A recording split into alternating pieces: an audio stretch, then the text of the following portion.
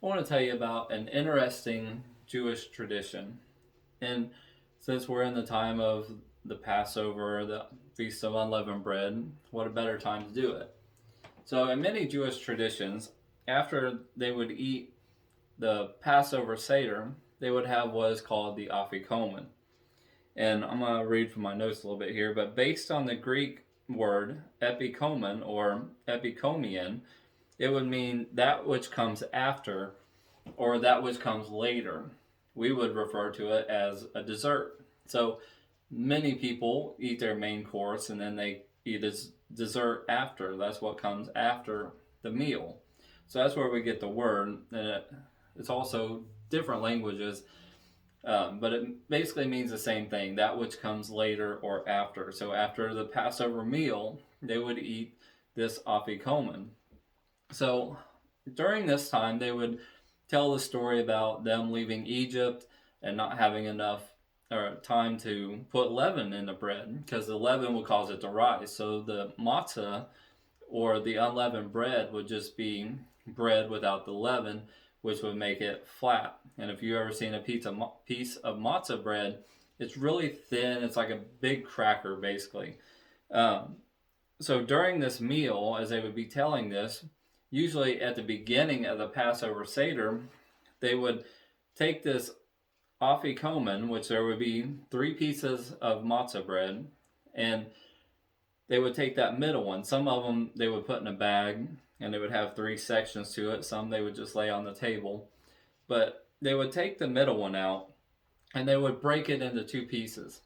Now, they would take the bigger piece and they would wrap it up in some kind of napkin or cloth or something, and usually the father would go and hide that. He would take it and hide it early in the Passover meal.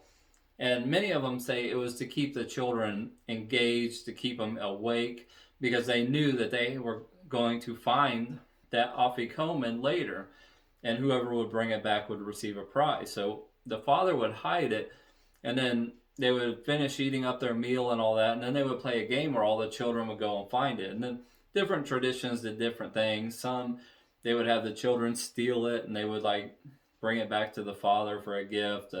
But a lot of times the father would go and hide it somewhere, or whoever was officiating the Passover meal, they would go hide it and the children would go and find it, and it would be this big game full of fun and joy.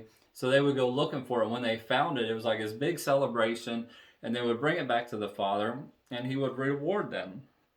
So some most traditions say that it was even to replace the sacrifice. Some describe it even as representing Abraham, Isaac, and Jacob. They would tell the story about Abraham and offering Isaac up to God on the altar. Some would talk about Joseph, because we know Joseph, he went away for a time and then he reappeared back in Egypt. The same thing is what happens with the Afikoman. It goes away for a while and then it reappears. Now, we know that Isaac and Joseph are also representative or foreshadows of the Messiah. And as followers of Jesus, the symbolism here, we would think of it more like Father, Son, Spirit. And the Son would be that middle piece. He was broken, as we read in Isaiah 53. He's broken and then he's put away for a while, but then he returns. John 14 verse 3 says, Jesus says, if I go and prepare a place for you, I will come again. So that's kind of the symbolism that we can see as that as followers of Jesus. Even though this isn't like a scriptural thing, it is Jewish tradition. But it would be hidden. The children would go find it. They would bring it back.